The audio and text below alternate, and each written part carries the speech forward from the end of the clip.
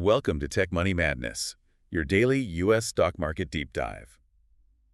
I mean, imagine acing your final exams, bringing home a report card full of straight A's, and then being instantly grounded by your parents. Which makes absolutely no logical sense, right? Right? Doesn't make any sense at all. No. But looking at our stack of sources for today, Tuesday, April 28th, 2026, that is exactly the kind of counterintuitive reality we are dealing with right now. Yeah, we are looking at a stock market that is violently pulling in several different directions at the exact same time. It's crazy. It's less of a unified trend and more like a river suddenly splitting around a massive boulder. Exactly. Which forces anyone paying attention to figure out which current is actually going to carry them forward and, which one is going to pull them under. Yeah. The overarching theme across all of our data today really boils down to one word, and that's divergence. Divergence. And that is exactly our mission today. We want to cut through that noise for you. Whether you're actively moving money around in your own portfolio right now, or you just want to understand the underlying forces so you can, sound like the smartest person at the water cooler. Right, because you need to understand the mechanics of this divergence. Yeah, we are not just going to read you a list of red and green numbers today. We're going to unpack the why and the how behind the market's really strange behavior. Because it requires looking past the surface level price action. I mean, we have a macroeconomic tug of war happening right now that is actively rewriting the rules of capital allocation. So let's get right into that tug of war. We have this notable split in U.S. equities. On one side, we've got reliable, dividend-paying blue chip stocks holding incredibly steady. Almost surprisingly steady. Yeah. But then look at the tech sector, specifically the Nasdaq, and it is in full retreat. It's like a seesaw. Tech investors are pulling back aggressively ahead of these upcoming mega-cap earnings reports. Well, the mechanism driving that split is the market's sudden demand for tangible certainty. Tangible certainty. Yeah. In a moment of global economic ambiguity, capital naturally flows toward what it can touch, right? What it can mathematically verify today. Right. Blue chip companies generally represent physical assets and highly predictable cash flows. They pay dividends right now. Okay, and tech is the opposite of that. Exactly. The tech sector is priced for perfection. Their current valuations are largely built on massive theoretical future growth, which is heavily tied to artificial intelligence. So any hint of a delay in that future growth just completely breaks the spell. It fundamentally alters the math. I mean, if an AI project takes 2 extra years to become profitable, investors discount that future value heavily. Makes sense. So they are taking their chips off the tech table until these massive companies can definitively prove that those multi-billion-dollar AI investments are translating into actual near-term revenue. But the picture gets even more complicated when we factor in commodities. Energy stocks are surging right now because the price of oil is climbing. Right. And the specific catalyst in our notes is short-term uncertainty over the U.S.-Iran negotiations. Right. So the oil market bakes what we call a risk premium into the price of every single barrel. Like an insurance cost. Exactly.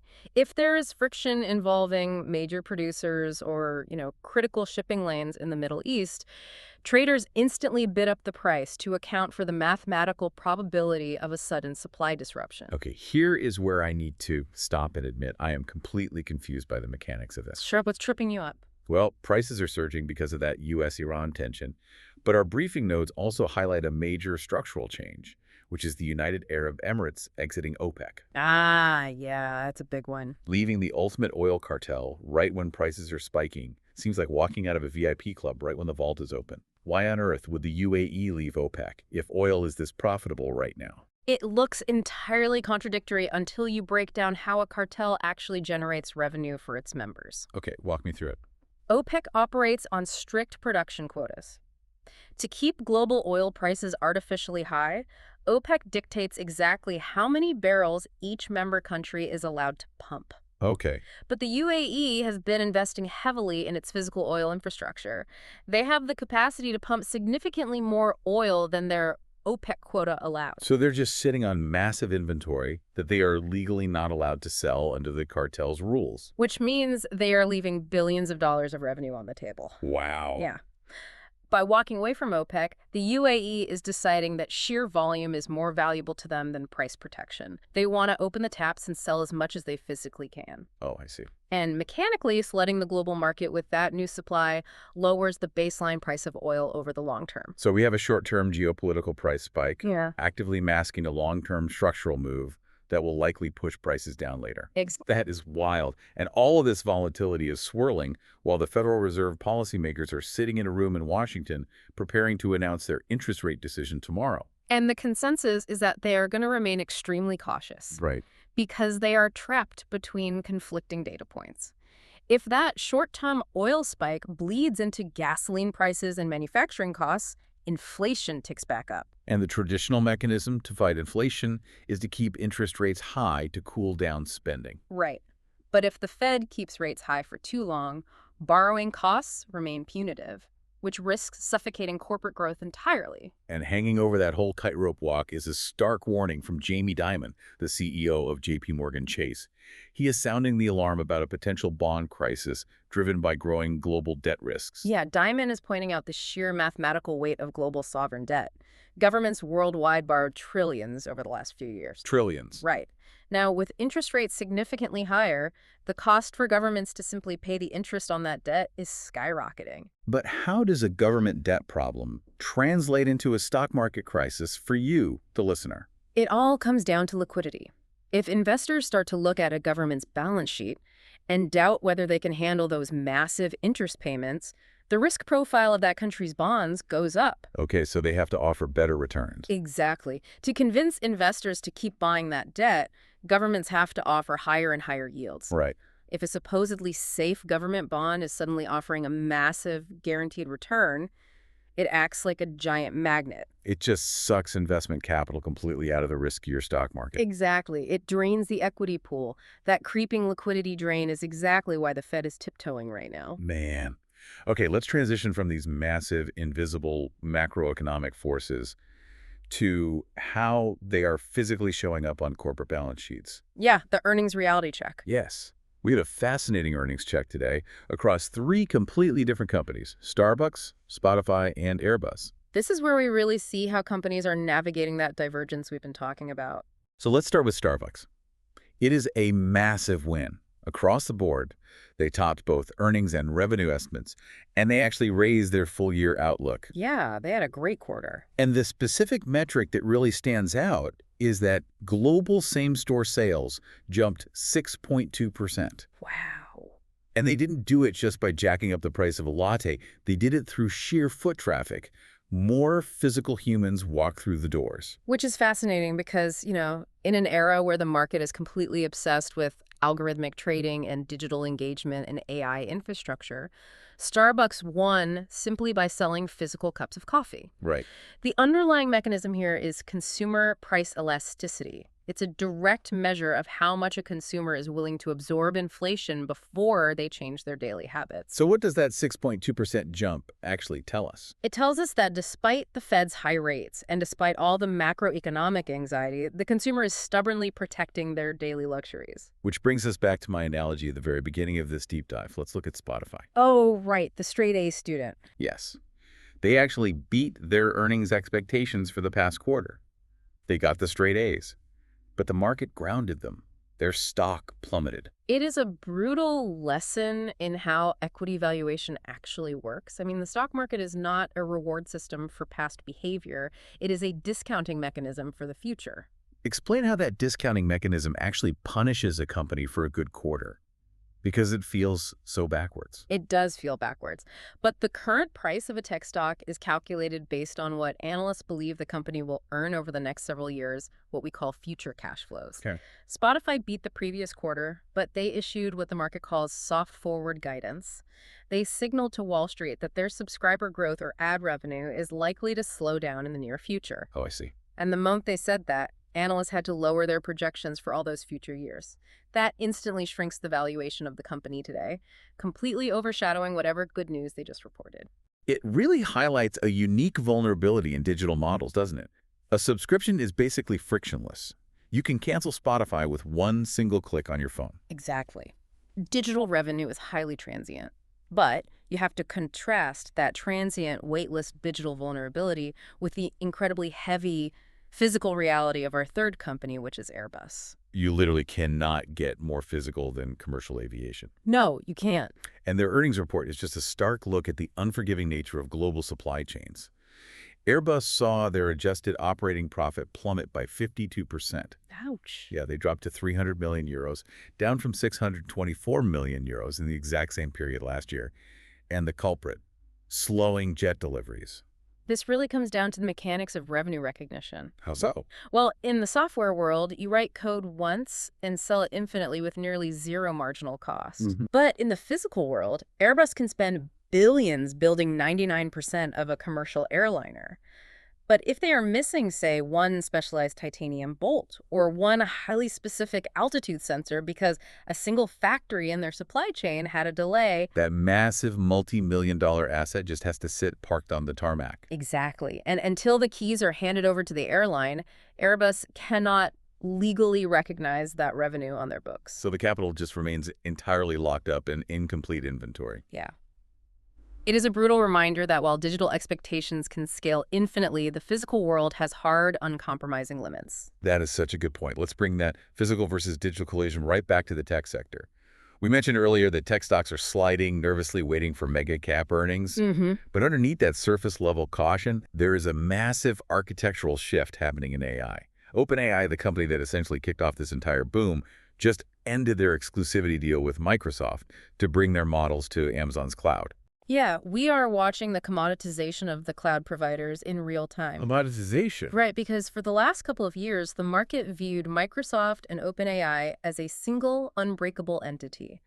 Microsoft provided the massive physical computing power, and OpenAI provided the revolutionary intelligence. But by moving to Amazon's AWS, OpenAI is actively untethering the software from the hardware. Exactly.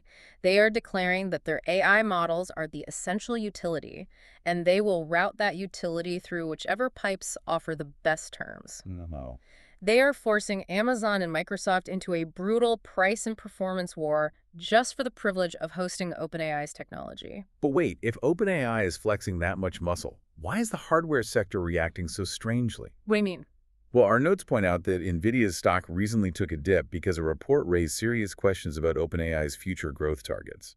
That makes sense. But then traders immediately started betting heavily that Nvidia is going to hit record highs anyway. If the smart money is questioning the growth of the most famous AI company on Earth, why are they blindly betting that the company making the chips for them will surge? It's a great question. Let's use an analogy that relies on mechanics rather than the cliche selling shovels in a gold rush. Okay, hit me. Think of OpenAI as a massive, rapidly growing city, and NVIDIA's hardware as the electrical power grid. Okay, I am with you. For a long time, that city was only plugged into the Microsoft regional power grid. But now, OpenAI is expanding and plugging into the Amazon regional grid as well. Right. Even if population growth inside that city slows down a little bit, the sheer act of plugging into a brand new grid means Amazon now has to build massive new power plants just to handle the new connection. Oh, they have to buy tens of thousands of Nvidia GPUs to build out their AWS data centers. Exactly. Microsoft still has to maintain their grid. Google is building their own. So the demand for Nvidia's hardware has completely decoupled from whether OpenAI succeeds or fails. Completely. If Amazon is going to host any major AI model, they are forced to buy the hardware. And Nvidia is the only company capable of building the power plants. Yep. The total addressable market for raw compute power is expanding so rapidly that infrastructure demand will outlast any single software company's popularity. That makes perfect sense. And that transitions us to the next critical date on the calendar, which is May 7th. SoundHound AI is set to report its first quarter earnings for 2026. Out of all the AI companies out there, why is SoundHound the specific bellwether to watch here? Because the AI industry is desperately trying to graduate from the experimental hype phase into the show me the bottom line profitability phase. Okay. SoundHound integrates voice AI directly into physical business operations, specifically automotive and restaurant drive-thrus. So we aren't talking about a chatbot writing funny poems. We are talking about replacing human bottlenecks. Exactly. The market is looking at SoundHound to prove actual enterprise demand. If an AI system can take drive-through orders faster, never forget to upsell a customer on a side order, and simultaneously reduce human labor costs. That directly increases a restaurant's profit margin. Precisely. That earnings call will signal to investors whether B2B companies are actually willing to pay for AI integration because it fixes their physical margins. Okay, let's step completely away from tech and macroeconomic theory for a minute. With tech acting volatile and blue chips holding steady, investors are hunting in the corners of the market to find growth. Yeah, they have to put that capital somewhere. Exactly. And we have three surprisingly under-the-radar sector bets happening right now that deserve our attention. First up is pharma. The pharmaceutical sector is fascinating because it operates on a timeline that is entirely divorced from daily market volatility. Right. And the notes show Novartis, Amgen, and Eli Lilly are locked in this massive race, placing multi-billion-dollar bets on a little-known form of cholesterol. The goal is to establish the foundation for the next generation of blockbuster heart drugs. Break down the mechanism here. Why focus on a little-known form of cholesterol when we already have statins everywhere? This is how pharmaceutical investments work. Statins target a specific biological pathway, primarily lowering LDL cholesterol. Okay. But millions of patients don't respond to statins, or they have a different genetic lipid profile, like elevated lipoprotein A. These companies are trying to crack a completely new biological lock. They're trying to find a new door into the disease. Exactly. And if they find the key to that new door, the financial reward is staggering. Heart disease remains a leading global cause of mortality. Right. If Amgen or Novartis successfully brings a drug to market that targets this alternative biological pathway, they don't just get a temporary sales bump. What do they get? They secure a 20-year, patent-protected monopoly on a chronic condition. It is a massive upfront capital expenditure for the chance to secure an untouchable, decades-long annuity. Wow. A huge long-term structural bet. But then we pivot to a sector playing a very real-time game of chicken, which is U.S. airlines.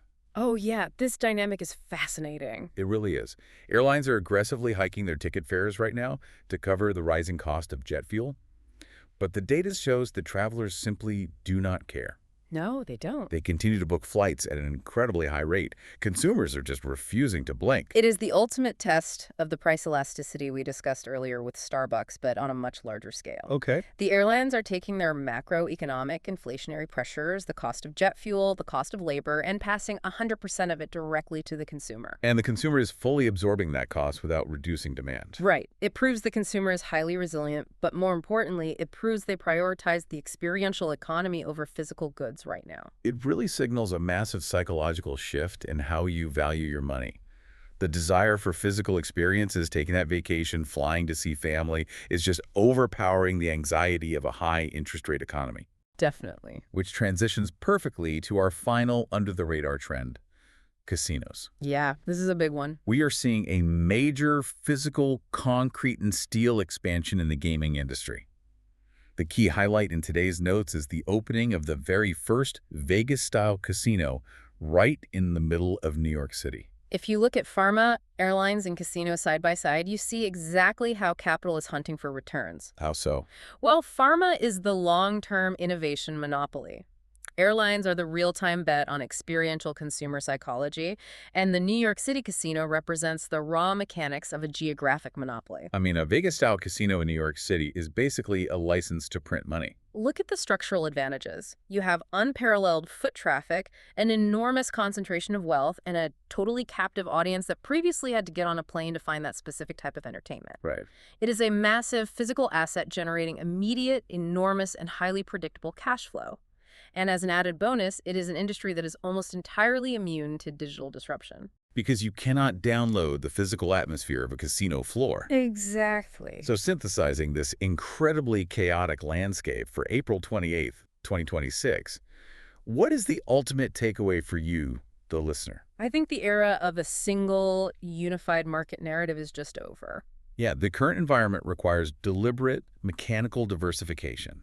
You have capital seeking the safety of tangible reality, buying blue chips, betting on the physical foot traffic of Starbucks, and the geographic monopolies of new casinos. But in the exact same market, capital is making aggressive, almost limitless bets on the expansion of digital infrastructure with Nvidia and the cloud providers. It is a market demanding that you balance the heavy physical reality of the present with the infinite digital demands of the future. It's a delicate balancing act. Investors can no longer afford to ignore physical supply chains, but they also cannot bet against the sheer momentum of technological infrastructure. Which brings me to a final thought I want to leave you with today, something for you to mull over on your own that really connects all the dots we've just unpacked. Oh, We talked about OpenAI expanding across multiple cloud providers, which requires massive, sprawling data centers packed with power-hungry Nvidia chips. That represents the limitless expectation of the digital realm. right. But then we talked about Airbus, a massive company struggling to simply deliver machinery because they cannot source physical parts. And we talked about the UAE ripping up the OPEC rulebook just to pump more physical oil. The tension between those two realities is building rapidly. So here is the question to ask yourself. As these digital AI models continue to scale exponentially, requiring absolutely massive amounts of physical electrical power, real estate, and water for cooling systems, what happens to the market when the infinite expectations of the tech world violently collide with the very real hard limitations of the global energy grids and manufacturing supply chains? When the digital realm suddenly realizes it is entirely dependent on the constraints of the physical world. Exactly.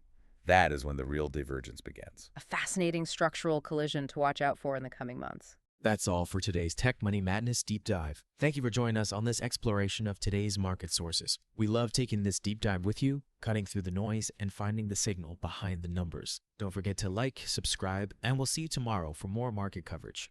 Keep questioning the narrative, and we will catch you on the next one.